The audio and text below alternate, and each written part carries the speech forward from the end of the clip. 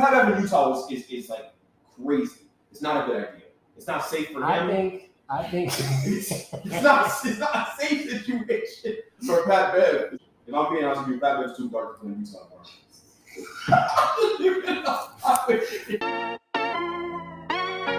Yeah.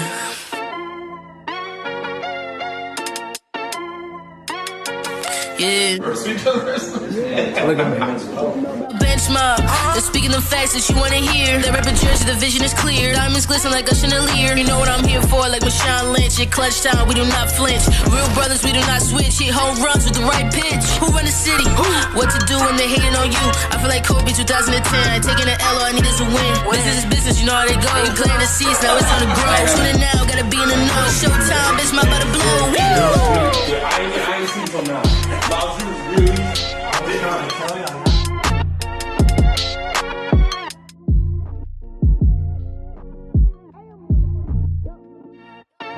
Podcast.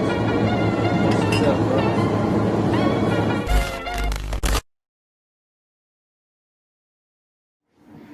Yeah, welcome back to another episode of the Bitch Mob ENT. We back live, baby. We got the big three here. As y'all already know, if y'all don't, you haven't been paying attention. CJ, Cincinnati's very own, is handling business. He's about to have a kid, so he's currently tied up. We'll see him probably in a month. But we got Greg, Mr. Hot Takes, the bait your mother sends me in. How you doing tonight? I'm good. I'm back. Like Ron said. Cleveland, I'm back. You try to sound like bass. Miles, smooth. I'm ready to dive in for how you doing? I'm doing good. I'm ready to talk about these topics tonight. Facts, but before we even start, did y'all add to y'all legacy? I didn't join the legacy team. Not in the last couple of days, no. But we'll see. Before we even start, make sure you subscribe, like, follow, share with everybody. It could be your best friend's mom, Zach Wilson.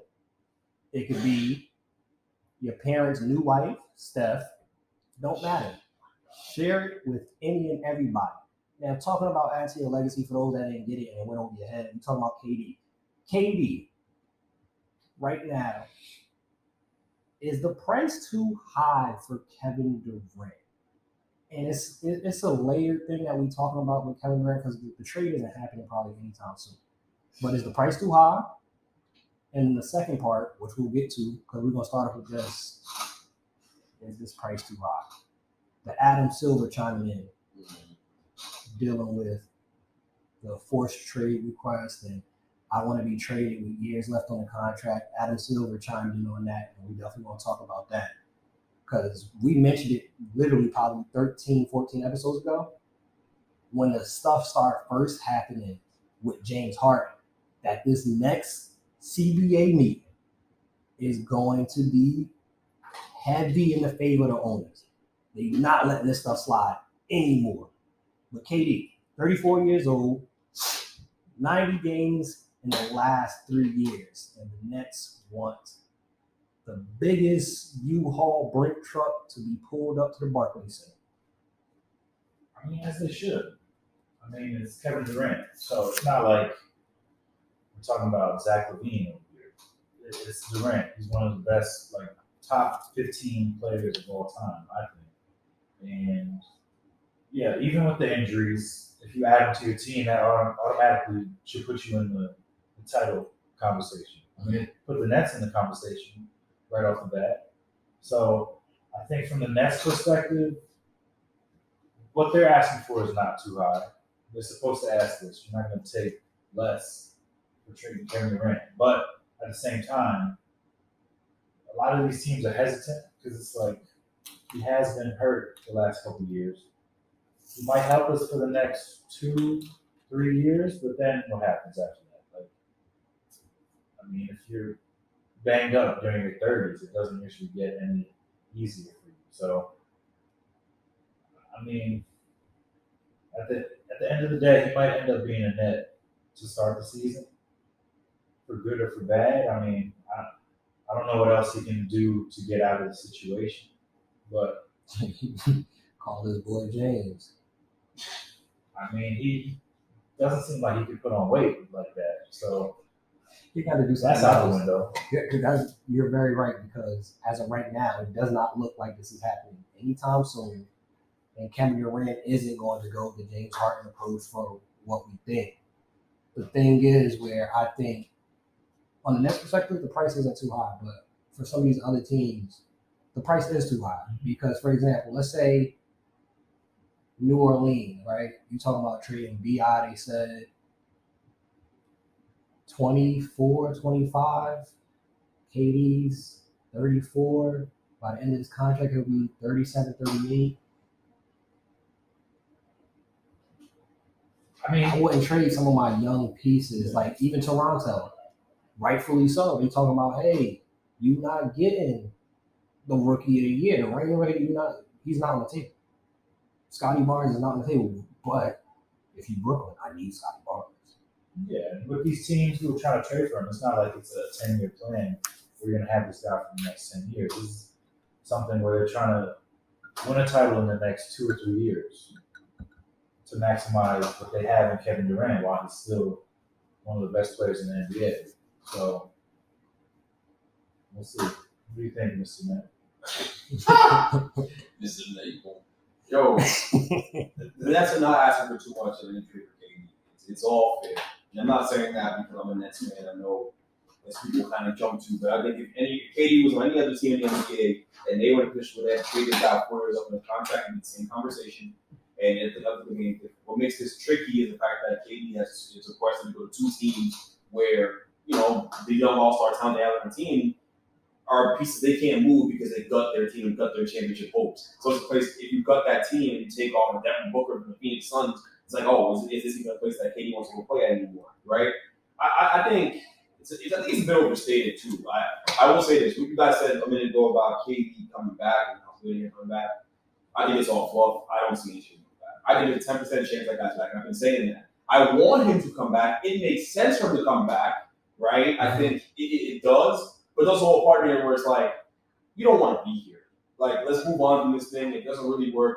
I don't think they're coming back. Kyrie's not coming back to the Nets. The Nets have made a hard line stance. I don't have to dive into that because I think we'll get to Kyrie. I'm sure there's a point in this thing we'll talk about him, so I'm not going to just steal all thunder like I tend to do sometimes. But what I will say is, with the KD situation, they're not asking too much. I think that it's going to be a 3 or 4 team trade. It's going to be the biggest trade in NBA history, and rightfully so, because this is the best player in NBA history that ever hit the trade market.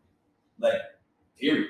Like, guys don't like this don't get traded. Michael Jordan didn't get traded. Bron didn't get traded. Kobe wanted to get traded, but didn't get traded. If Kobe had gotten traded, I think you'd be seeing like this very similar conversations back in 08, 07, right? When you had to put Smush Parker and want it out of there, it'd be the same type of conversation. So, and you're talking about a 4 or 5 team deal to get the Lakers back the assets they deserve for a player of that caliber. It's no different here. I think this is going to take a long time for this trade to materialize because of how many teams have to get involved and facilitate the assets the Nets need to make this thing work. That's the bottom line. But I think it does work out eventually where he's not a Brooklyn Net anymore. Could you see him going to the Lakers? Who? Yeah, I mean, we're supposed to be talking having serious conversation. I go on Bleacher Report. I go on these stupid apps and I hear all these stupid trades all day. I didn't come here for that. Hold up, but if they were to, get rid of AD, would you take AD back in a Kevin Durant trade? That's what I hope. Not really. He's a great player and all, but I don't. That's what I hope.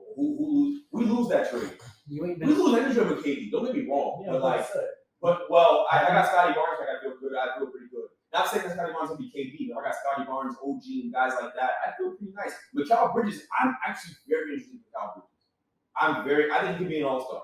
Like a consistent guy who's an all-star. Just repeatedly throughout his career. More than once. I think he can do that. I like him a lot. You ain't been seeing AD working out 3 pocket one with lethal shooting? He's not a good season, by the way. I like AD. I'm nicer to AD than you are. I'm nicer to him than you are, but I'm saying, I'm not. Like, so what's the end game here? If I get AD back, I'm not getting a ton of draft capital from the Lakers. It's not a realistic trade. There's not enough. Like you said, it has to be 13 trade. I guess. I'm not interested. I love AD. AD's good for Bron. I love Bron and AD figure it out. And when they're good and they're healthy, they're the best duo in the NBA. And they are. But, I'm good where I'm at. But Ben, he gets some shooters around Ben Simmons. How about that? Adam Silver I came like out. Right? Adam Silver came We'll talk out. about that in a minute. He chimed in. Yeah, that's coming up next. Adam Silver chimed in. Said the league will look into remedies regarding players requesting trades early into their contracts. He also touched on the conversation of load management. Not a fan of that either. I'll just say on this regard, and we discussed this, and then I'll pass the ball in y'all court. When they come to these negotiations again, when the current contract CBA is up, the NBA players is not going to like it because the owners is not with none of this. James Harden, doing his current CBA, has done this twice with Houston and Brooklyn. You got Ben Simmons pulling his stuff in Philly. Now KD's wanting out. You got AD. They still haven't let that go. That AD basically forced his way over to LA early, and that was really a Rich Paul connection right there. And that's a whole nother level of it. Those next meetings, the owners are going to have something to say, especially again with the load management too. Like, it's going to be, for the first time probably in a while, you hear it on the radio shows, you see it on Bleacher Report, you see it on Twitter. A lot of fans are going to be cheering for the owners in this next negotiation. Players have too much control. That's what it comes down to. Even though you do root for the player over the owner, because it is a business and players do get traded when they've been with a team for years and they just let them go. But at the same time, my dad always says, like, these players sign a contract.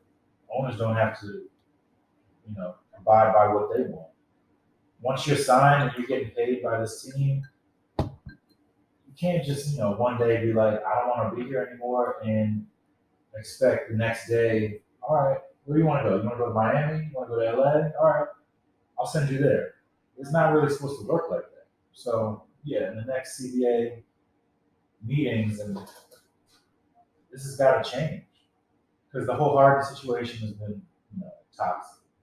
It's been fun to watch, but it's been toxic because I've never seen someone do it back-to-back years. Like, he did it to Houston, was balling and just creating havoc, and then all of a sudden the next year he wasn't really balling, but somehow he got his way out.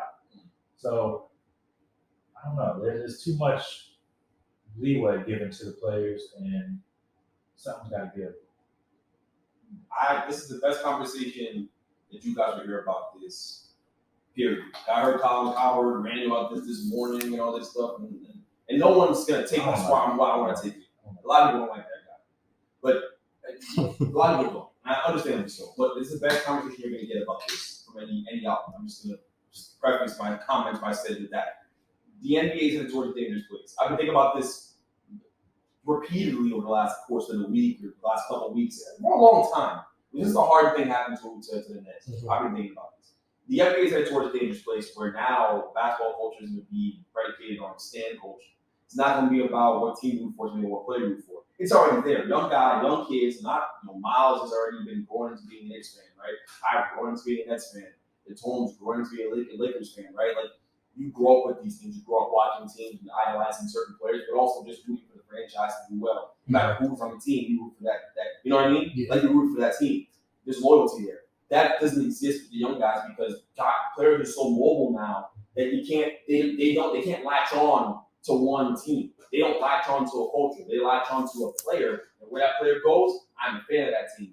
And it's very easy to do that. And so that's a problem with the business of the NBA, right? Just explaining it simply. Like, some people may not understand why it's a problem, but it is because you can't sell rivalry games, right? Boston, LA will, at one point won't be a rivalry anymore. We're going to outgrow that. We're going to outgrow that, right?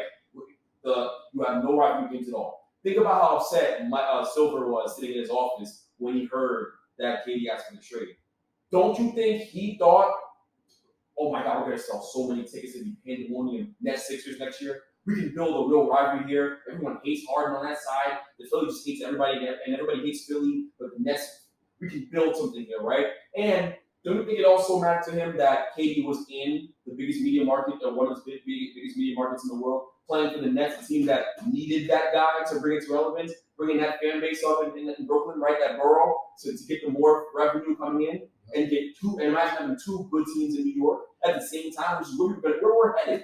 Where we were headed, right? And I think we'll still get there, regardless of the whole conversation. But that's something that he was hoping for, right? That's good for the business in the NBA, pushing it forward. They think about these things. The average fan doesn't. So it's a problem. It's a bad thing for the business of the league when you have guys shifting around, because you just create this culture where, again, it's about the players, it's about individualism, not about the team, and not about, you're not growing organically these fan bases anymore. Nope. Right? Now, the only team in the NBA that really has that, probably the Warriors and Utah. No one cares about Utah. But like no one goes there. The Warriors have grown their thing from the bottom up, right? They farmed that thing. These guys are grass fed. Draymond grass fed.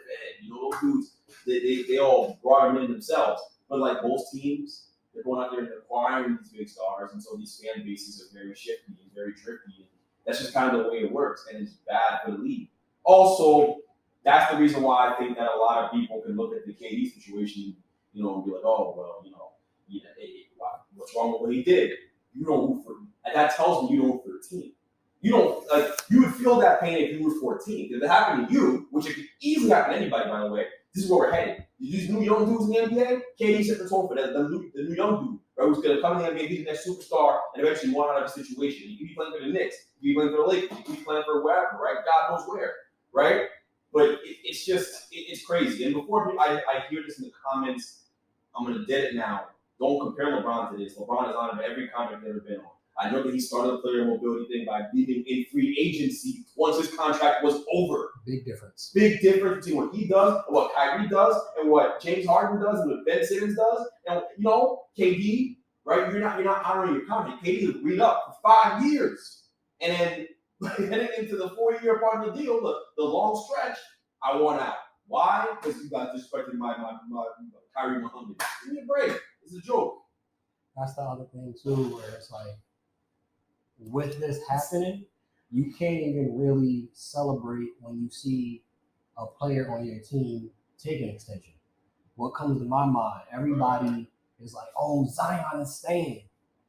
Pump the brakes, because KD's under contract and KD wants out. Who's to say it doesn't go sour at some point with Zion, for example?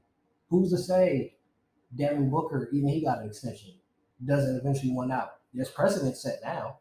KD's done it. I could do it too. I got 4 years left in my contract and be like, yo, I want out. Now, by the time Zion and Devin Booker is able to do that, the CBA probably change it. But still, that's where this is headed. In regards to KD, before we transition, right? I'm going to name some stars. Tell me, would you trade these stars for KD? Not superstars, but stars. Trade these stars for KD and be okay with it. KD for Jaylen Brown. Yeah. In a heartbeat. Yeah. In a heartbeat. KD, Paul George. Yeah. In a heartbeat. I don't know why the Clippers have to make that call, by the way. Clippers should make that call. Don't tell Paul George, but offer him in a trade, and let's talk about it. It makes sense. It's Kevin Durant. KD, D-Book. That's the one that's kind of up in the air. That's a tougher one just because of the way that team's constructed. So I'll say no. But not because D-Book is better than KD or because it's not worth the price. It's just because of the way that team's constructed. But yeah, I guess I wouldn't trade D-Book for KD. Last one. KD, because it's mentioning the trades that's popping up everywhere. Mm-hmm. KD, Donovan Mitchell. Yeah, that's a trade, and that's a realistic one, by the way. That's the one where we can break Knicks fans' heart one more time. Get this guy, getting this guy on a 14 deal, and they think they about to get him, but they won't trade RJ. We'll talk about it. But perfect transition. I literally set it up like that on purpose. The last name on the list is Donovan Mitchell. The next topic is, what's the best fit for Donovan Mitchell?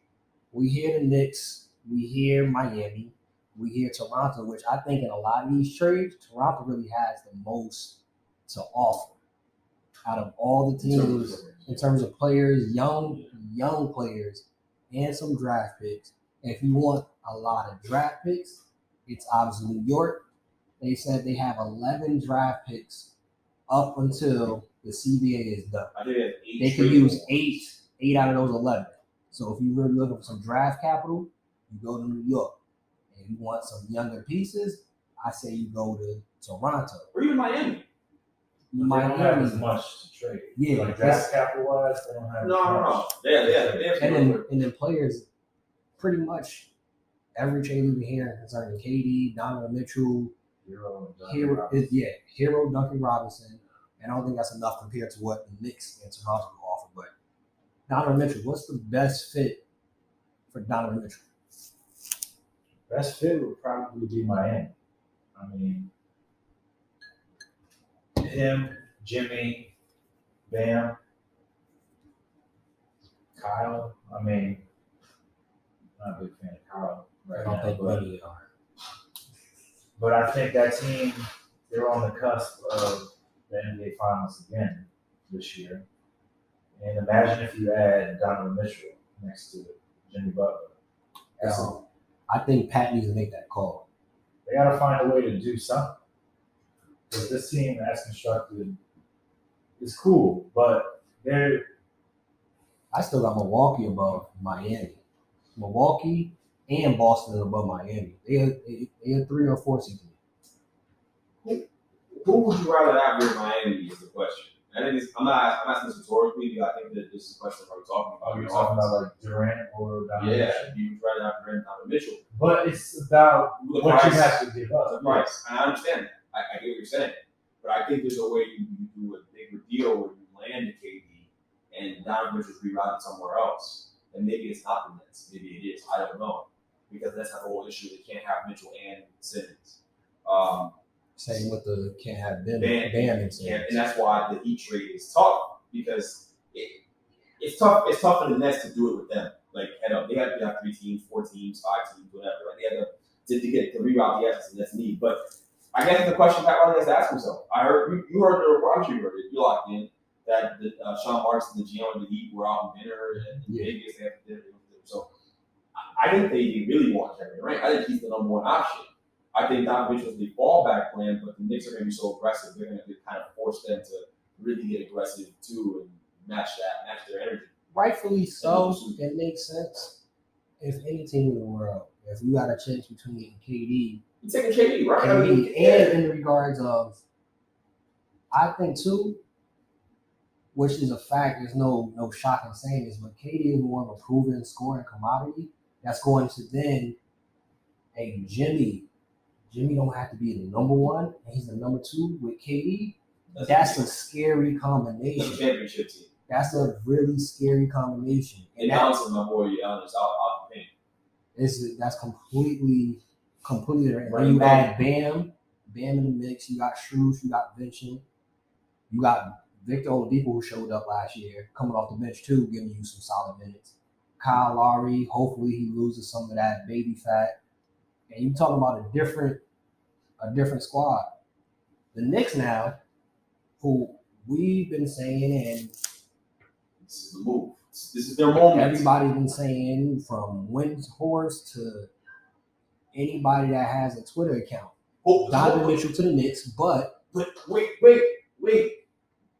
Just give the podcast credit, because we talked about this prospective trade months ago. And I've been arguing with, there's clips of me arguing with Miles about this, about Damian Lillard and Donovan Mitchell. There was a big move coming, and that the opportunity presented itself, the Knicks would have to be ready and give up whatever they need to give up to make this thing happen. That's all I'm saying. Yeah, no. There's clips. We've been saying this for months.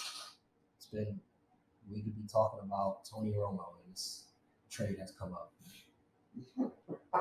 As mentioned, Knicks, obviously, he called you Mr. Net, but obviously it's Mr. Nick. He had a Leon Rose number on speed dial because the Knicks have came out and said what Miles has been saying for the last 4 or 5 months. RJ Barrett is not an option to be traded. Crazy world we live in. Crazy world we live in. And on the poll that we put up, it was about 65% voted that RJ Barrett was the one untouchable for New York. 65% agreed with Miles, Leon Rose, and the rest of the Knicks front office. I'd like to hear from Miles about this. What the hell I want to know about RJ Barrett? What is it? Why is he? Since when did he come? The second coming of Michael Jordan? Is he? That doesn't make sense. The second coming of Michael Jordan. Since when is he Jason Tatum like? Since when is he Jaylen Brown like? Where's that ability? See how he takes something and just like. No, I just want to know why is he untouchable? Why is Tyler Hero touchable in conversation, but he's not? Please explain it to me. Because we've seen what happens. But he's not a defender. He's good off the bench on this stacked Miami team. But let's see what he can do as a starter. I argue that's harder. It's harder to be good on a great team than it is to be on a bad team like RJ's been. It's harder to do what Tyler Hero does than what RJ does. It's harder? It is. It's harder He to has win basketball. Jimmy to take the pressure off of him. So, What pressure RJ have on him? You guys don't go into games expecting to win them. What pressure does he have on him? I don't understand. Pressure from guys like you who just don't believe in his game. I just don't get it because, over the last 60% of the season, we saw a different RJ, which you don't want to give him credit for. But over the last 60 games, then? I definitely gave RJ his credit to numerous Knicks fans. Even the podcast that he's played well, he's done some good things. I know you remember that. Like, there's no way you don't remember me giving him credit. I have given him credit. I don't think he is number 3 overall pick good, but I think he's a good NBA player. I think he's a good player. I don't have Kyle Bridges over him right now. And we talk about he's untouchable. What? Like, I don't understand. For Donovan Mitchell? Hey, the other thing, he's too. He's not going anywhere. I'm sorry. The other thing, too. What if you don't get him because of it? Miles. Okay. With Miles, too. We saw the reports. Most people in GM positions said that they feel RJ Barrett is more valuable than Tyler Hero. Tom, what do you think it is? Why do you think that's the case? The defensive aspect. And I think unfairly every year. He's improved every year, but I think unfairly. You could roll the eyes. You could be ass and be not as ass the next year. It doesn't make much of a difference. What are you talking about? 0 times 1 is what? Is 0. I don't understand what we're talking about. He averaged 26 and 3 last year, but he averaged what? Ass. He averaged what? 26 and 3. He averaged 26 and 3. Yeah. Look it up. I gotta look it up. But he's ass. I gotta look it up. 26. I forgot. 26 sounds hefty. He's playing against I plumbers. think he's saying 20 points. No, 26 and 3. 26 and 3. Separate. Oh, 20. I was at 26 points. I'm like, this guy has 26. Why did I just say 26 and 3? What about the other part? I think he had 26 points and 3 assists. Now, you know you don't pass, but 26. 20 points. You don't pass. But I think low-key they're unfairly holding it to Tyler Hero how he played in the playoffs. Even though that's unfair. He was injured. I really think they looking at that because playoffs. If we saw the Tyler Hero that we saw in the bubble, they're probably in the finals again. But Tyler Hero was playing injured. You had Kyle Lowry over there eating chimichurri steaks, and then Jimmy Butler was doing everything by himself. Bam was still focused and upset. I didn't get Defensive Player of the Year, and nothing happened. It was Jimmy, Strus, and Vincent getting busy. I think the defensive thing is fair. RJ is a clear superior defensive player. It's all physical ability. That's cool. That's great. I get that. I also think that teams would want to do that if they're looking at each team, like the Knicks compared to the Heat, because the Heat might be one player away from, that's true, doing that. But the Knicks you trade the Knicks aren't. So that's the whole hesitation. You trade RJ. You trade RJ. We're not, bounds and leaps better than we were the day before. We're not all of a sudden like a top 3 team. Is Donovan Mitchell not bounds and leaps better than RJ Barrett? Yeah. I know what you're saying. You'd rather pair them. Cool, that's ideal. Yeah, That's ideal. That's ideal. I get that. I actually agree with that. What I'm telling you is that trades are rarely ideal. That's what teams that get over the KD sweepstakes. You can't. It's not. You're not gonna have your cake and eat it too. You have to give up something to get something. And what if for some weird reason Utah says I want RJ Barrett? You're not gonna give RJ Barrett? Like, for some weird reason. But yeah, the Rudy Gobert trade, which that was the dumbest trade I've seen in a while. Where the team gets up 4 first-round picks for a guy who plays defense, and that's about it. Hey, and he makes free throws. I said it already. He's already in the running. Danny Ainge is already in the running for executive of the year. To pull that off. Yeah, he's good at this. He's good at this stuff. He's good at draft picks, but not trading for the superstar when he's seen from the cusp. He sucks at that. Hey. He'll be fired soon. Nah, I don't mean in Utah. He won't get fired. Not Utah. That's home for him. He got a ranch or something. He's not getting fired. No, I mean like you don't give it like when they finally are the point where they can compete after young talent coming into Utah. That man got a 10-year contract minimum. He got a ranch on Yellowstone. he said he good. They love him over there. Perfect place. We said this when it was happening. Like, when Danny Ainge left, we said on this show. We did call it. We said on the show he was going to Utah. We did call it. And we there were no reports at the time. There was nothing. We just said, where would he go? Oh, he'd go to Utah. We just said, insert whitest place here. Utah came from. He probably already donated to a lot of the Mormon churches over there and whatnot. He's a value to the community now. He's not going anywhere. Yeah, rallies. Do that what you will. But it's this whole situation is crazy to me. I mean, you're right. It's a really good point. But if level heads are prevailing here, I would like to talk about RJ Barrett more. But if you think about it, the Knicks have it easy. We can have the best situation, the easiest pathways to trade with them because they have draft picks to trade and they have young players that aren't up for extensions like IQ.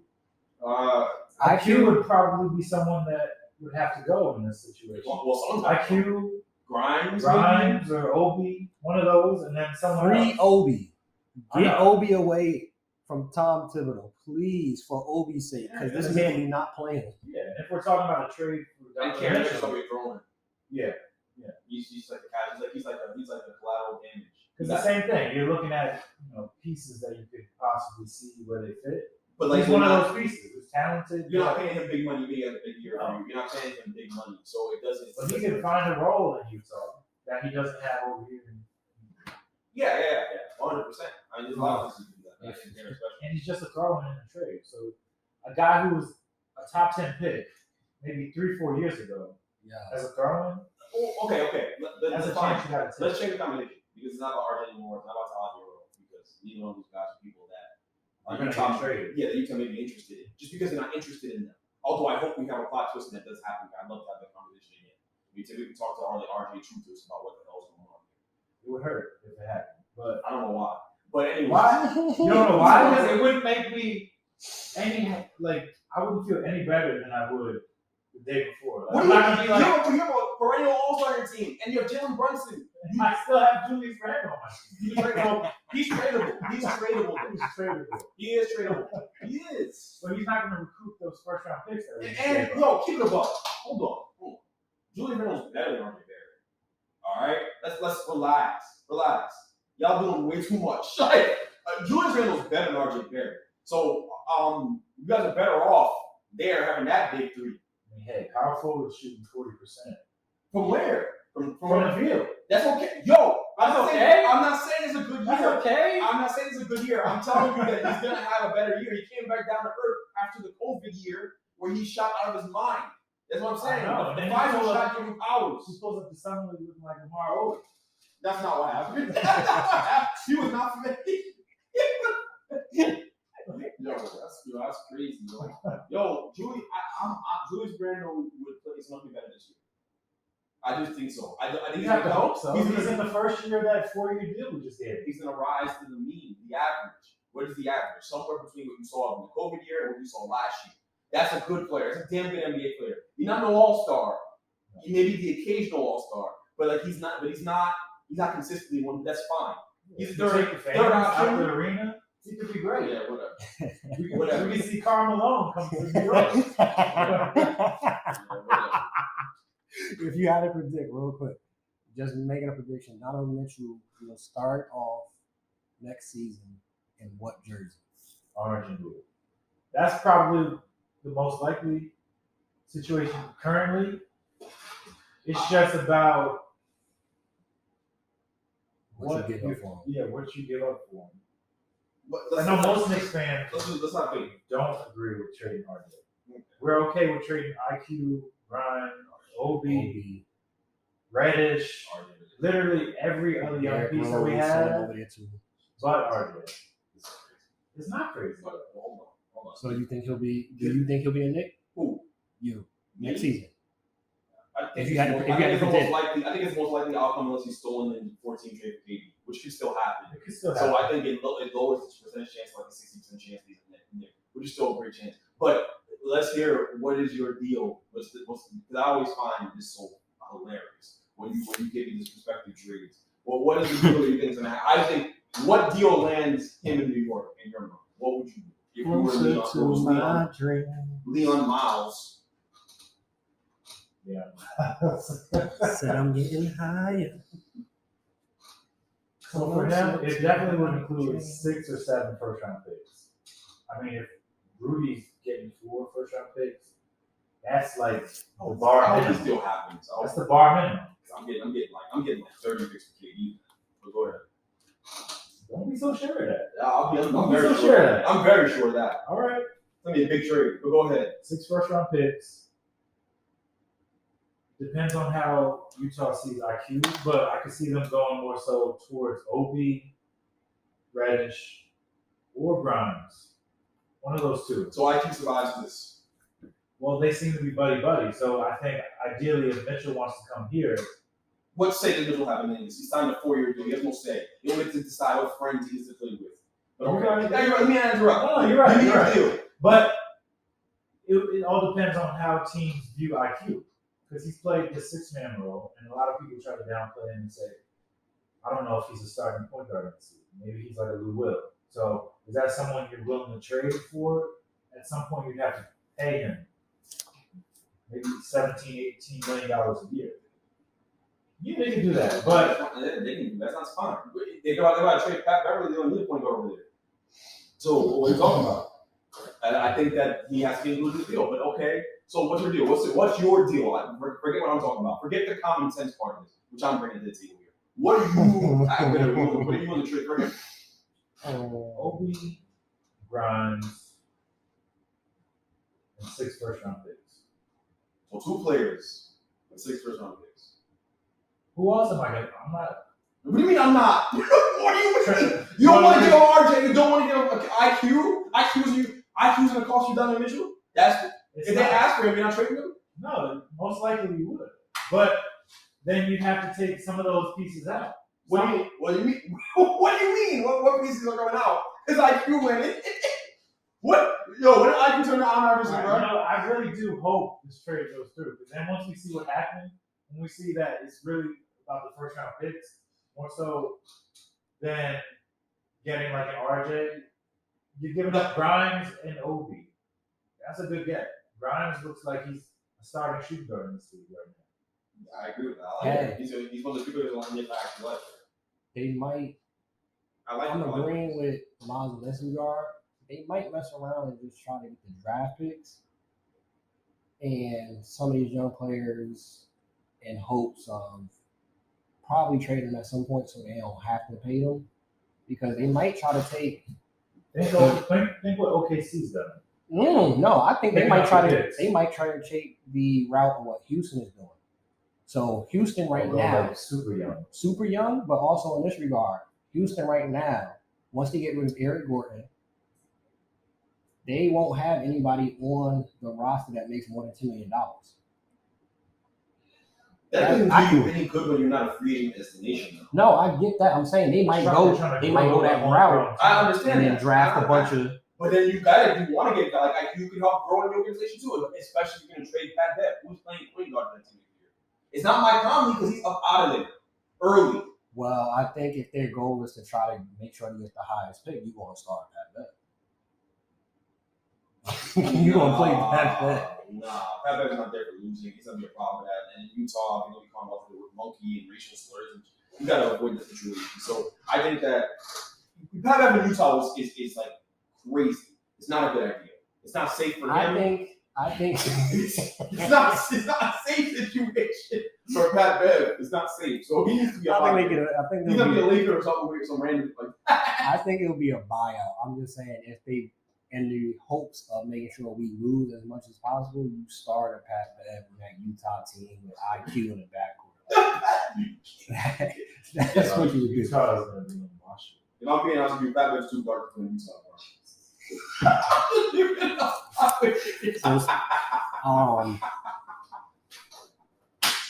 The Mormons is not gonna be cheering for no one that dark.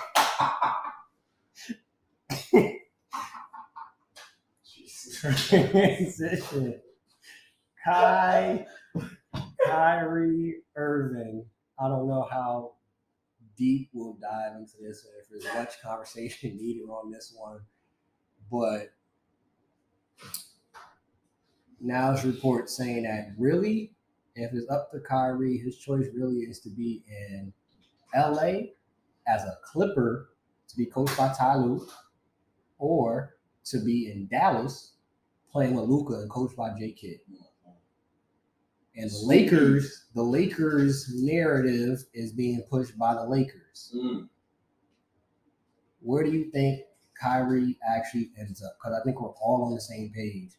It is 98% likely we will not see this man in a Brooklyn Nets jersey unless it's in the summertime wearing his own jersey ever again in the Barclays. Yeah. I don't think the Clippers should want to trade for him. I don't know if that's a good spot for him, or he doesn't fit what they're trying to do. Yeah, what are they trying to do? They're trying to win a championship. Yeah, and because I mean he's a Black Panther, so clearly he's got other goals in life right now. He's not exactly focused on winning. He's a Black Panther who cares a lot about money. Yeah. Okay. So I think that he's on a 1-year deal. And Steve Right now, Ballmer he's going to work. He took a gamble with John Wall. What the hell cares about John Wall? Forget John Wall. Hold on. John Wall. John Wall is not going to Kyrie. No, but what are they going to give up for him? This piece they can give up. This got Norman Powell. Terrence Mann probably be in that mix.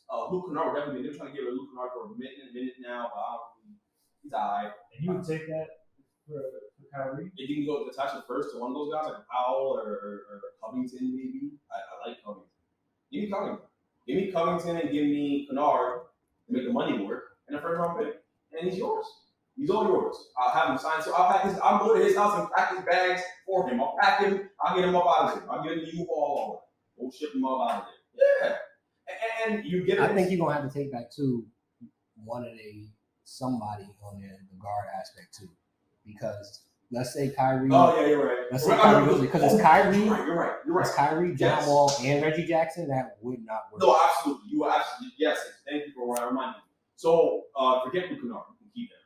Give me Reggie Jackson and give me Covington, which is that's a haul. Or just give me one of them. I won't get greedy. Give me one. Give me Reggie Jackson. You need to give me the one in the point guard. Reggie Jackson in the first round. Small price to pay for a guy against Kyrie Irving. I'll take Reggie Jackson. He'll be great here in Brooklyn.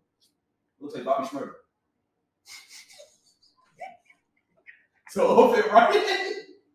He'll fit right in. We got some takes that's gonna make them live. We got a couple of takes that's gonna make them live, bro. No.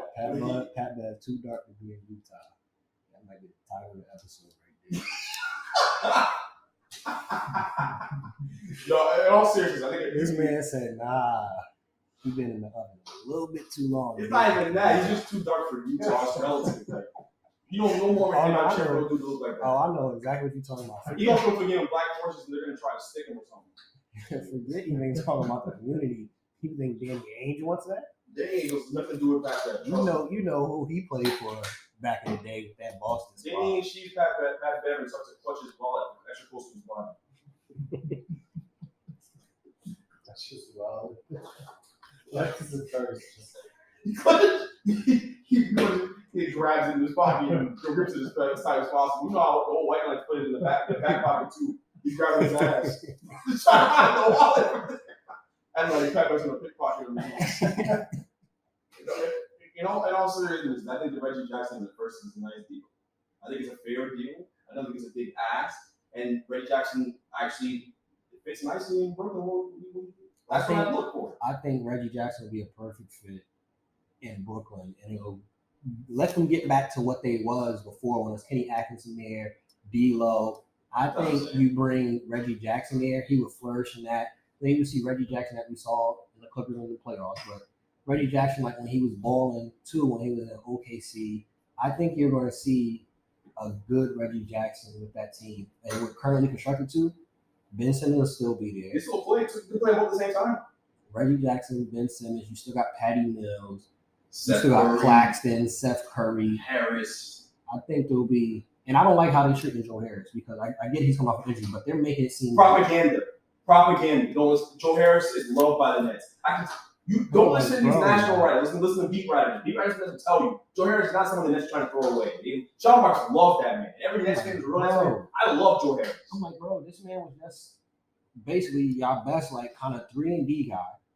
And all now of a sudden he's trash. Yeah, he's a throw-in for the. Okay, you heard about him being a throw-in for the Lakers. How convenient? That's Lakers propaganda. The Lakers like Hitler, just throwing things out there, trying to sway us into their nonsense, just to persuade you into ridiculousness.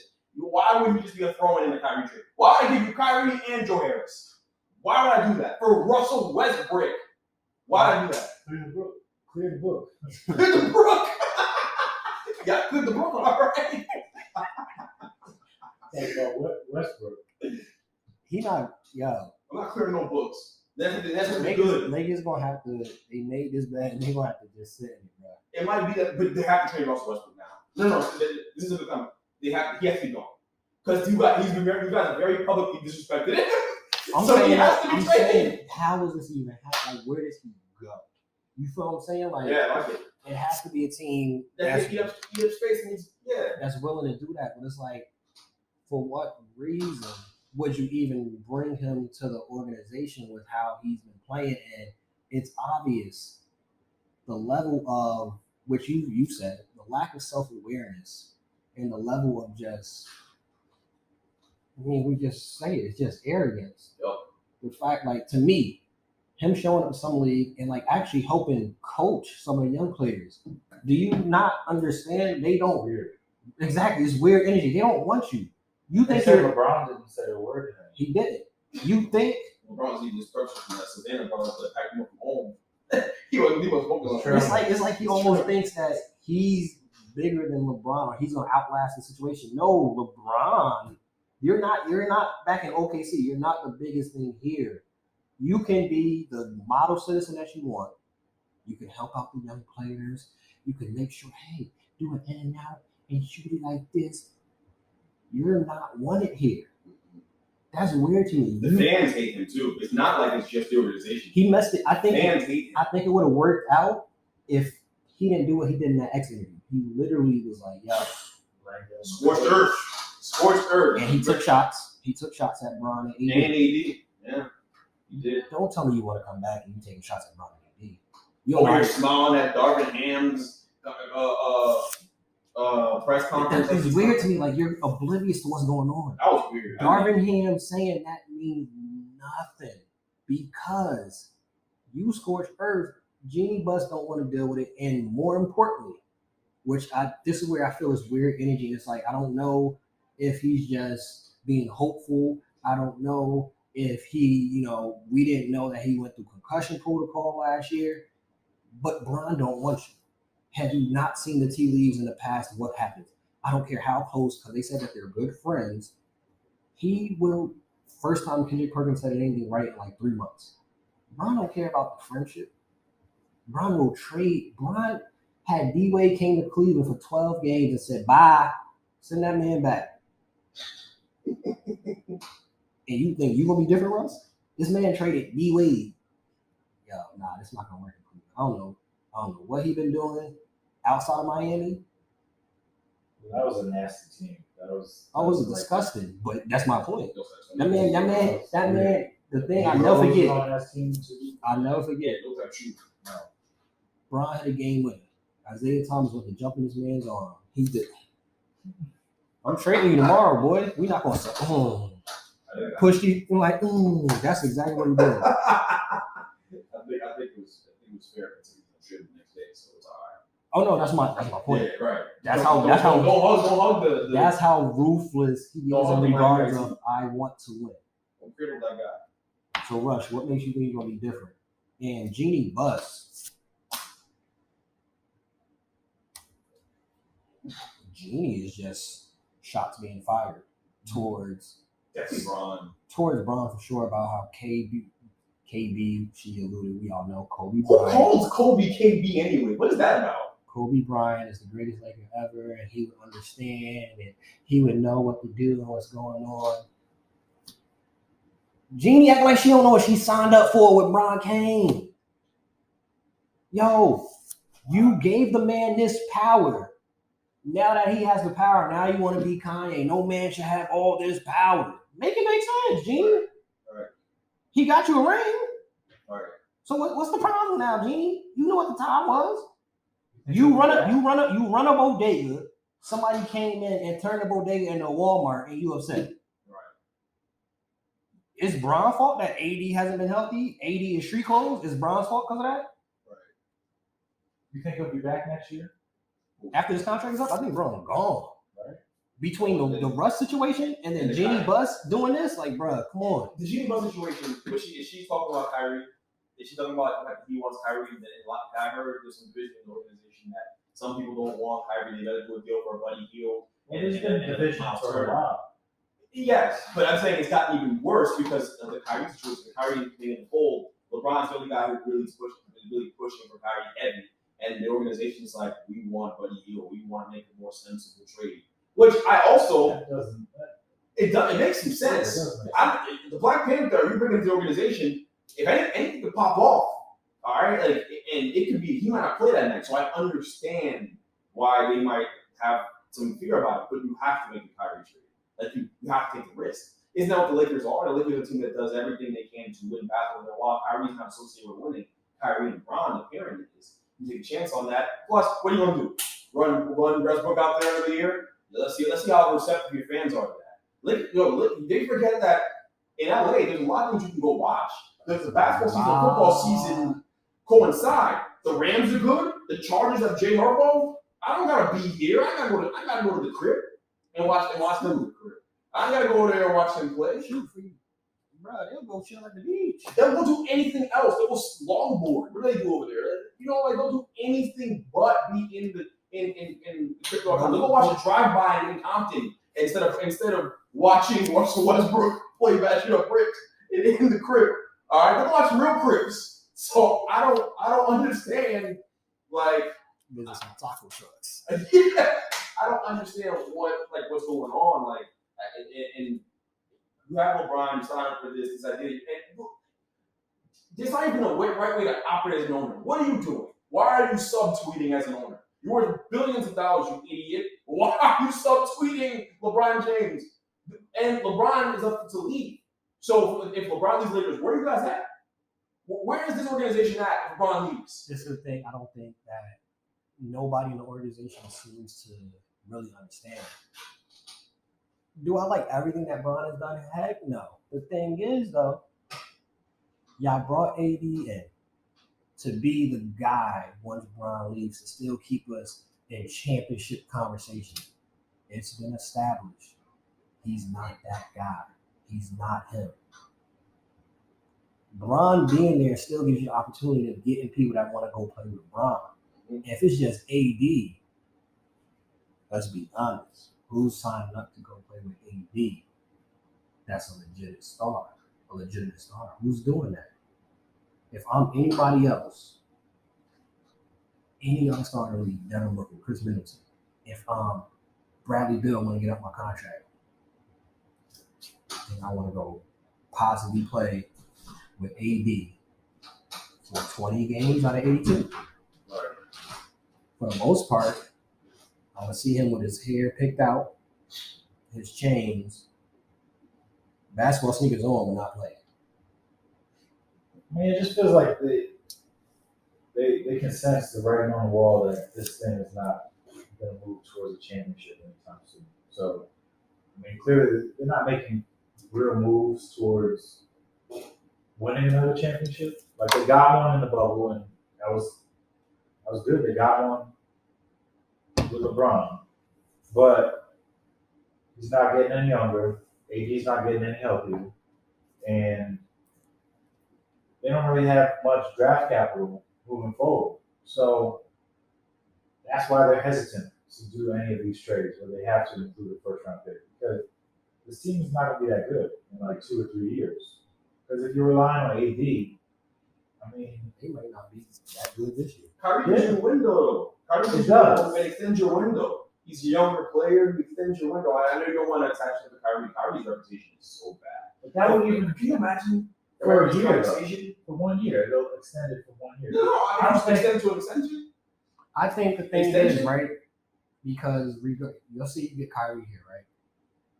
LeBron retires. So I won't stay, by the way. I'm saying, Oh, no, yeah, I'm saying that big picture. big picture. It'll be, let's say, Kyrie and AD. Someone else is coming. Someone else is coming in that scenario. Maybe KD come play after the fact. You don't know. With that lineup, with those two, the only thing I could see where it works for the Lakers, and I'm not talking about in championship regard, you can see probably something along the lines of where those dog years when Kobe was just putting up stats. That's what you'll end up seeing, I think. If you bring Kyrie, you're not going to win a championship in the big picture. Probably not. All depends who comes. But at least what you'll get, you're going to have people in the seats because Kyrie might go for 50. Right? Same thing that you had when Kobe was in those down years. You knew at any point, any given night, Kobe might drop 64. He might drop 81. So people was in, even with losing basketball, people were in the seats. Yeah. I'm not going to go to the beach. Kobe might drop. Kobe might do this. That's the best scenario outcome I see with Kyrie in the long term coming. That he's going to put up some great stats. It's going to be exciting basketball. He's going to, in between, cross, ooh, not shoot, cross, not shoot, layup. They'll have a little happiness. They're going to put the light skin king himself, the media darling himself, Andy Minio's favorite. Summer league standouts. Who's best standouts in summer league to y'all? Keegan Murray looks really good for the Kings. I like his game. I don't like him on the Kings though. Yeah, I was about to say, how do you think he fits with the De'Aaron Fox combination with Malik Monk? We'll have to see. I mean, he fits good. He fits well. It's just, They just suck. Kings will be the Kings. Right. Do you think he'll be in the Rookie of the Year conversation? He could be. Yeah. They got a lot of young guys. Davion Mitchell, I love Davion Mitchell. Sabonis also. It's a bonus, right? They're going to play a lineup where it's 1 to 5 a lot. He may just do that 5 early all year. That might be their plan. Keegan Murray, floor 4, and then you have, De'Aaron Fox and Davion Mitchell in the backcourt. And I don't know who your 3 is. I'm just kind of blanking. Harrison Barnes still there. Oh, Harrison Barnes still there. God, that's terrible. Harrison Barnes. He getting that check. He don't care. Yeah, he really doesn't care. So what, Keegan Murray's going to play 2? Keegan Murray played 4. What calls him? 6'10"? Like 6'8"? Put a 4 in the NBA. 3, 4. You shifted. You shifted. I think Harrison Barnes 6'9" is end that long. So I think he could be up to 4 or something. I think that's the way it works. I think Paolo, another standout too. How He's playing so well, they just shut him down. So there's nothing else you need to do. he clearly still won. Yeah. He's clear. That's what I said. I was like, why are we not even talking about it? You're absolutely right. Did you have any issue with them setting him out for the rest of the summer league? No, because it's like, we saw EJ Liddell just got hurt towards ACL. So why risk the number 1 pick in games that don't matter when the point is to see him play in games in the fall and spring? I think the other thing too that because you saw You mixed wanna see reviews, other but the thing you gotta remember when you have a Powell, when you have a Chet, when you have a Jabari Smith, when you have top draft picks like that going against the Antonio Burnett's of the world, they're trying to get a roster spot. Their spot is solidified. So you'll see an Antonio Burnett in the world dive on a loose ball and now, Chet is out for the whole season. You don't want that. You really don't want that because out of everybody else in that roster, their spot is guaranteed. Everybody else there is hungry, fighting for a spot in summer league, whether it's to be on an NBA roster, to be on an overseas roster. They're fighting for a job. Their jobs are solidified. You draft them that high for a reason. You see them, all right, cool. Now go back to Orlando. Go work out with Cole Anthony and go build chemistry with the rest of the squad and Obama and them. Because at least over there, we'll know it's controlled. And we know we're not going to see Jalen Suggs diving for a loose ball at your feet. We're not going to see if you drive past somebody, nobody's going to try to block you when it's a freak accident. You're not going to see that. Send him back to Orlando. And I'm surprised they didn't do that already with Chet and Jabari. Send them back. Send them back to Houston. Send them back to OKC. Jabari looking crazy. Looking the best. No, but it's early. I mean, he don't look on the floor. how many times have players got drafted high and they don't look that great? I swear, I'm just really underwhelmed by him. Yeah. Speaking of Houston, Tari Eason. I was about to say. Damn. That should have been their third overall pick. They got it backwards. That guy is something else. Woo! Yeah, he's special. He's special. That's a standout. That's a standout in every way, in every word. That nigga was a bright future over there. Jalen Williams also has been playing good. I like OKC. Really good. I think he's good at basketball. Grimes has looked really good. I mean, let's put it as it is. He's averaging like 24. Miles doing it, Miles. Who said a good thing when Jalen Williams is good at basketball? Mentioning You seen him, bro? OKC. Yeah. He lives with that actress who plays the mom in he lives with the actress who plays the mom in Jumping the Broom. You know what I'm talking about? The mom. You know what's her name? I don't know her name, but I know who you're talking about. Does she not? This is not Actress. Damn. No, they have the same face. Like they just look like she looks like her, bro. I think that could be like his mom or something. You talking about Loretta Devine? Yes. You love Loretta Devine. Another person who looks good is Benedict Matthews. Oh yeah, he's tough. Even though I'm crazy talking about LeBron like that, but I mean, He looked like he would say something like that. Do you think, speaking of that, do you think the players now are coming into the draft a little bit too cocky? Like, it's one thing to be, like, obviously confident in yourself, and obviously you don't want to say, like, yo, so Antonio, you was drafted. Do you think Miles is better than you? Heck no. Of course, that part I think is no problem, but to the extent that Mathurin is gone, even Chet, some of the stuff that he said, do you think the players now coming into the league are a little bit too cocky? And especially not only that, but they're cocky and saying in these interviews. I mean, they're young, so they don't really know any better than what they've been doing, which every level they've been the best player that they've been at. So of course they're gonna come with this confidence because it's like, I'm a top draft pick. You know who I am. I'm gonna come in this league. I'm gonna kill. But at the same time, they're gonna come in this league and have growing pains. So at the same time, there's gonna be times where the words don't match with what they're doing on the court. So they gotta take their lumps, try to develop, and I mean, most of these young kids, it takes them maybe a good year or two to really get their footing in the league. Even, who was it? Jalen Green, it took him almost a whole season to kind of get his footing in the NBA. So he had the same confidence. Let's see what happens with these guys too. Because they're not exactly playing with the roster that's going to be there in the season. Like they're playing with overseas guys. Joe, you can get humble the way he did. Benedict, a guy named Benedict can definitely get humble. Just let you know right now. It's good. It's good. Speaking of, you mentioned OKC. Speaking Houston, which Right. Benedict Arnold, which franchise you think in the West? And I'm gonna ask in the East. Which of these franchises you think has the brightest future, and will be able to get in the playoffs in the next 3 years? Sacramento, Houston, OKC. Probably the Kings. Yeah, that's a Kings with a logical answer.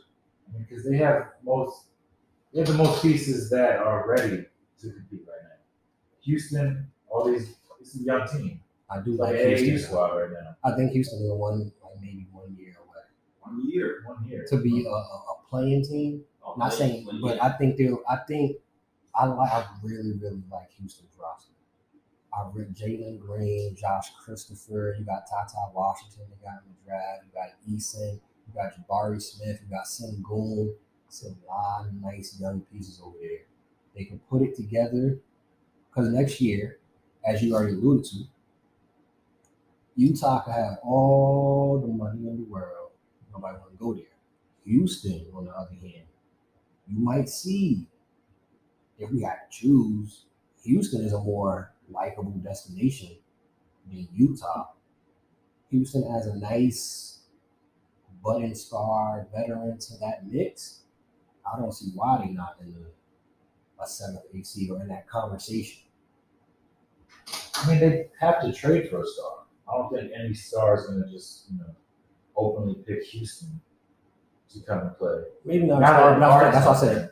A budding star / a nice veteran piece that'll fit with them.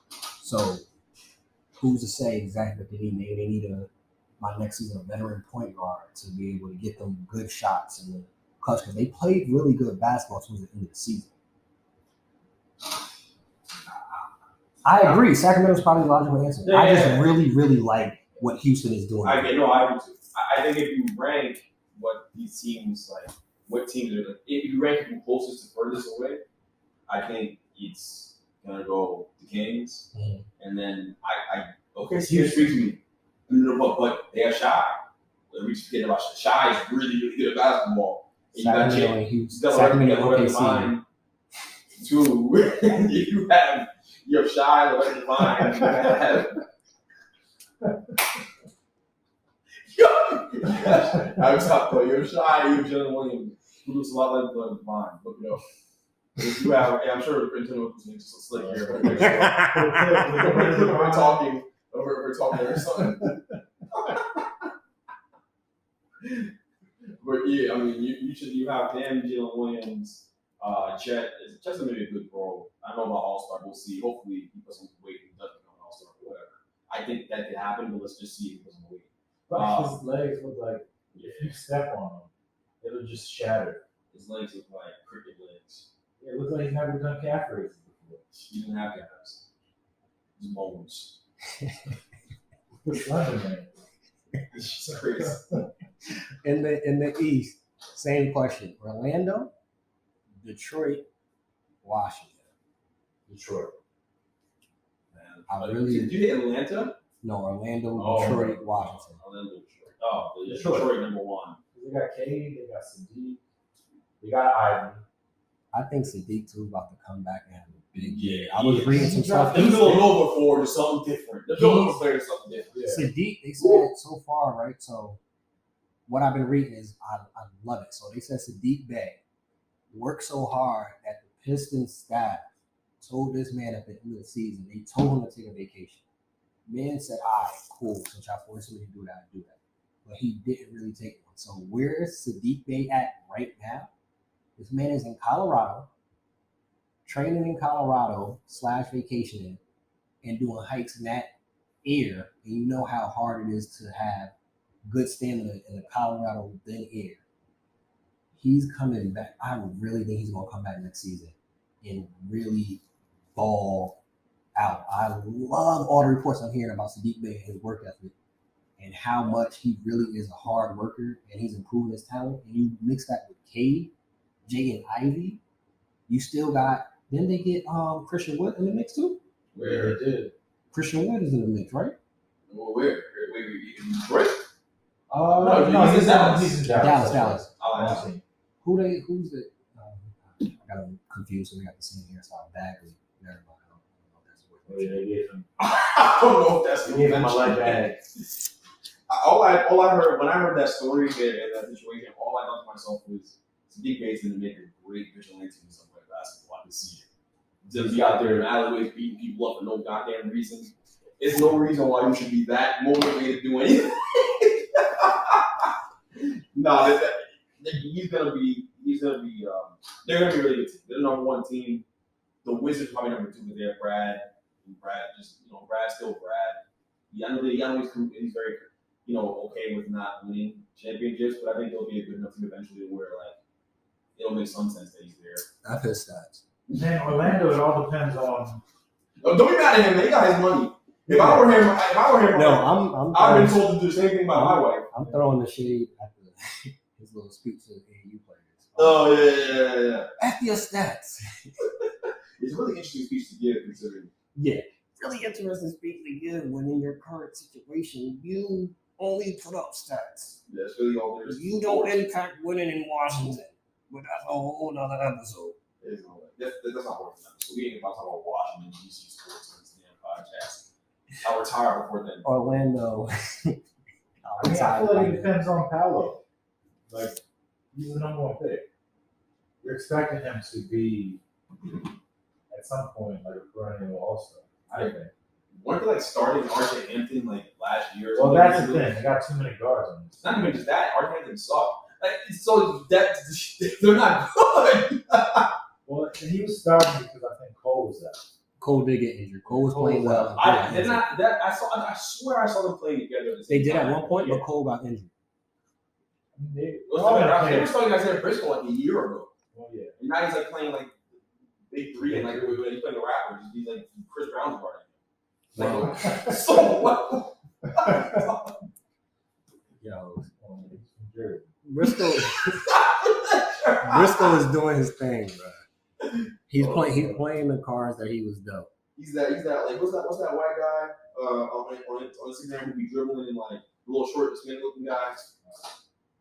I know who you're talking. That's who Isaiah Briscoe about to be. They probably gonna start Markelle Fultz. He was coming off an injury, which is why Hampton was playing. They're in last place. Well, yeah, of course. You can't start Markelle Fultz. So it's Markelle Fultz, Jalen Suggs, Cole Anthony, and RJ Hampton in the mix. Yeah, they're not serious. Yeah. You could go real small and just have it all guard lineup. I like Franz Wagner though. Yeah. I like Franz Wagner. I like Cole Anthony. I like him. I'm still lukewarm. I like him a little bit. He's just some ability. And I like Paolo. But I think they're still in last place. Brad Beal and Monty Morris and them dudes beat them up. The other thing too, you ain't see Jonathan Isaac a lot, his stance 2 years. And his stance and whatnot. Jonathan, the only thing I remember about him is he couldn't take a knee because he was getting knee for God. That's all I remember about Jonathan Isaac. That's it. That's all I remember about Jonathan Isaac. That's it. I'm not saying anything about the stance. I'm just saying that's all I remember about Jonathan Isaac. That's it. I mean, it's been a while since we've seen him. That's the thing. That's the last time I saw him. He was telling us that. Yeah. That he couldn't take a knee. So one of the things that went. I'm not saying anything bad about the stance. I'm just saying the last thing I remember. One of the things, we got two more before we get out of here. For those that's watching, it's two more topics before we get out of here. One of the things that went viral, and we're gonna get through this one quick. Maturing is realizing that Ray Allen is better than Klay Thompson. I just want to hear from y'all that cap of facts. That's facts. It's been facts. I mean, people think Ray Allen. Oh, why are you making a face? About what? What did you say? Ray Allen's better than Klay Thompson. Oh, I just want that dumb crap Ray Allen told that kid at school. No. I don't want to talk about that. That was dumb. He's an idiot. I thought you were bringing something. We wouldn't bring that up at all. Like, if you look at Ray Allen early on, it was completely different from what he was towards the back end of his career. He wasn't just a spot-up shooter. He was getting it off the dribble. He was posterizing people. So, but Ray Allen's definitively better than Klay. Yeah. Definitively. I'm not even I don't think it's like a big debate. No. In the conversation of shooting guards, right? Who you want? Ray Allen, Dwayne Wade. Wait. No hesitation. Ray Allen, James Harden. James Harden. At his feet. Don't even say anything else. I might say he's fat. I do hate that fat man, but it's not just that. Like when he was good, but what was Ray's one? Like he's got, and I know he wasn't the main guy. I get that, but like clearly James Harden can be the main guy on your team. You're gonna win anyways too. So I'd rather take Ray. I know Ray can contribute more to winning than I think James can in a playoff series. And that's what I care about. When you're that great, I don't care about your ability to win regular season games, win MVPs. Okay, cool. James Harden is a better pure basketball player, but if I'm talking about winning basketball games, which is all I really care about, seriously, this is the coach of me talking, I'm taking Ray Allen. I don't want a loser, and James Harden's a fat loser. Ray Allen. So that's it. Ray Allen, Vinsanity. Who? Ray Allen. Oh, Lynn Sandy? No. What's going on? Vinsanity. Vince Carter. You biased. Oh. That Nets Vince Carter. That's so live. No, That's what he wants to say. It's not even just that. He was cold, bro. It's not. He was really good. Yeah, he was so much better. I'm taking this, bro. Vince. All right. Ray Allen, Tracy McGrady. T-Mac is better at basketball than him, but again, it's the same conversation. But that's what we're talking about. Who you want? Who you want? Ray Allen, T-Mac. T-Mac is cold, though. Ray Allen, and I'm gonna do some modern ones like today's era. Ray Allen, Devin Booker. Who you want? I'd say Ray Allen. D-Book is better than him, though. But D-Book is better than him. Finals appearance, and it sure is always because, Chris Paul was... I'll say it wasn't. It wasn't because he was wrong. Like, it was really... D-Book was also a big part. D-Book. I'll give D-Book the nod. Ray Allen, Bradley Beal. Ray. Bradley Beal's better giving post-game speeches at AAU tournaments playing basketball. That's another title right there, too. Write that one down. Bradley Beal is better at giving AAU speeches than playing basketball. Now, the last thing that we have to talk about. He's cold, no. You're actually crazy. He's cold. But, Well, you already know the vibes. This is it. You already know the vibes. This is to grow the pod. So we got to put that one out there. We're going to put that one out there. You're not going to talk about the Nets blowing this big lead that they Boy. had. You talking about we just beat up on that? Yeah, y'all up by 2.5 games right now, but it was like 8 a couple weeks ago. Yeah, and Braves is the everyone right on your heels. Everyone on that team got hurt. Everyone on our team got hurt. Marte, everyone, McCann, everyone's out. So That's always been the story. I don't disagree with you, but this is the same old mess. The fact that they're actually beating up on that team when they have a chance to play them. And Lindor is playing great baseball. I'm good. Like, you guys are fine. And John's coming back, he's 100 miles an hour every pitch. Huh? I didn't know this was a black. I didn't know this color was black. What the hell is he talking about? You don't never know when somebody bring up a conversation that's a little awkward, you just be like, Oh, yeah, you be doing that. I forgot he does that. Hey, I had to bring that up at some point. That's fine. We're going to win the division. And when we might go to the World Series, we be the best pitching staff in baseball. Yeah, we do. When we add the ground back to that, and Scherzer it looks amazing. There's nothing to talk about there. What about your Yankees? We're by 14 games. What are we worried about? What are we thinking about? Playing that weak ass division. We've got the best division in baseball. No. What? No. Every team is above 500. What does that mean? Playing against other weak teams in the AL. We're playing against 3 teams in the NL. We have the Dodgers. We have Atlanta. The Phillies are still good. Marlins are one of the best pitching staffs in baseball. Sandy whatever his last name is, Alakazam is gonna win. He's gonna win the Cy Young. He's gonna win the Cy Young. So what are we talking about? The Mets have a tough road ahead of them, and we're doing it with injuries and adversity. Lamar Jackson. Big adversity, actually. Lamar Jackson been given a lot of the same narratives has been talked about him, and so much to the extent. Jay Fowler from ESPN put out his top 10 quarterbacks. I'm gonna mention his. I'm gonna mention ours. So I'll start for ours. We had Pat Mahomes first, Josh Allen, Aaron Rodgers third, Joe Burrow 4, Tom Brady was 5. Jay Herbert was 6, Lamar Jackson was 7, Stafford was 8, Russell Wilson was 9, Kyler was 10. Now on ESPN, they have A-Rod first, Pat Mahomes second, Josh Allen, Tom Brady, Joe Burrow, Stafford at 6, Jay Herbert at 7, Russell Wilson at 8, Mr. Cosby at 9, and Dak Prescott at 10. No Lamar Jackson on this list. No Kyler either. That's Well, Kyler Kyler either. shouldn't be.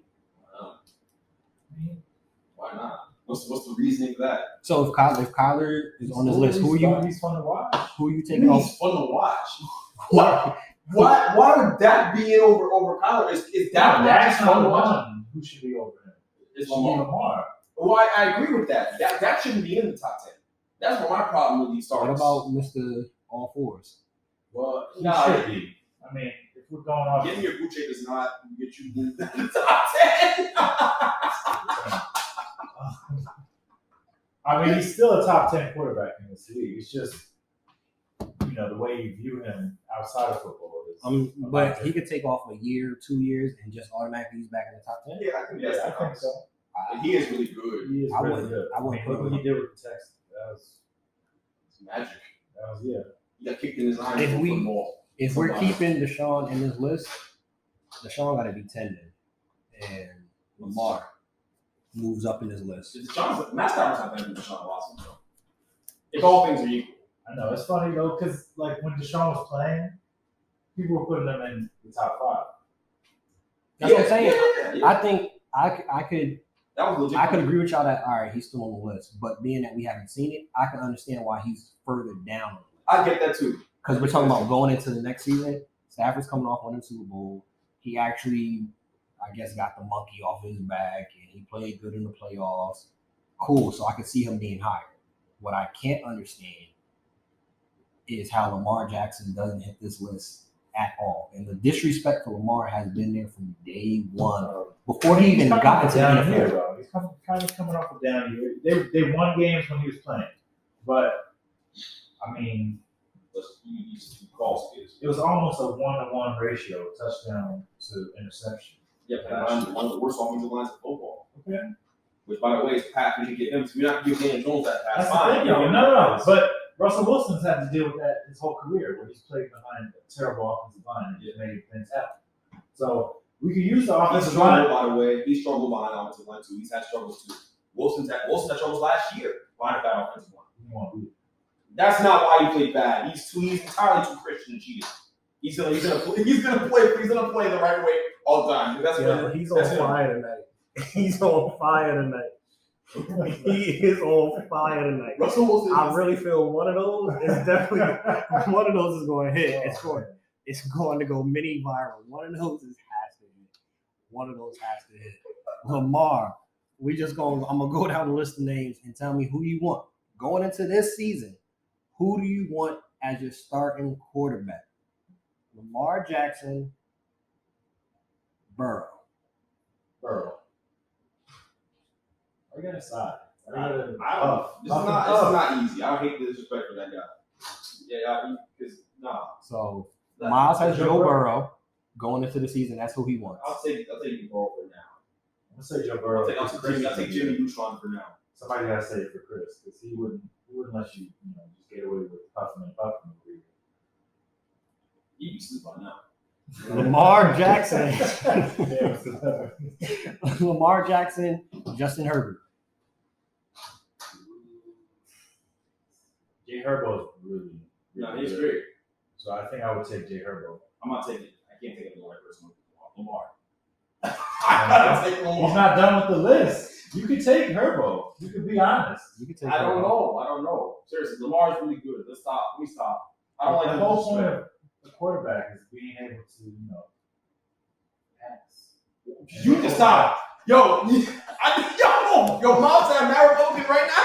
He sounds mad Republican. How? Yo, put a picture of Clarence Thomas in his mouth. Clarence Thomas.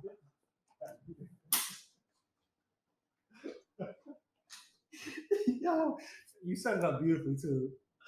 That's the The whole point. Do you want? Twitter Do you position want? is to pass. No, Do you want somebody who's gonna hit the open man, or you want Pat White? don't do. Yo, you're wild. Yo, you're wild. Because Lamar can definitely pass. You're tweaking. What are you Can't talking about? pass. He's a great You can't passer. pass. I know he's gonna prove you wrong this year. He's gonna prove a lot of people wrong. Nah, don't do that. Don't talk to your pro black now. You can't be Kyrie. Pro-black? You I'm a Lamar Jackson fan. can't be Kyrie Muhammad now. It's too late. Over here like Ebro, just taking my words and running with them. Lamar Jackson, I'm sweating, bro. Dak Prescott. Lamar Jackson, Matthew Stafford. Lamar Jackson. Easily over Matt Stafford. Lamar. What's the next one? No. Lamar Jackson, Tom Brady. Tom Brady. Going into next season. Lamar. Tom Brady. Lamar. Woo. Woo. Take Lamar over Tom Brady. Lamar Jackson, Deshaun Watson. Deshaun. Last one. Lamar Jackson, Russell Wilson. Lamar Jackson.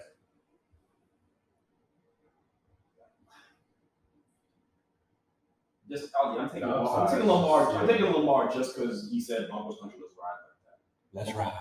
Yeah, Lamar. Let's ride. Let's ride. My bad. Last one. I totally forgot. Lamar Jackson, Kyler Murray. Lamar. If you stay ready, you ain't got to get ready. Bench mob, we out. Peace. Yo,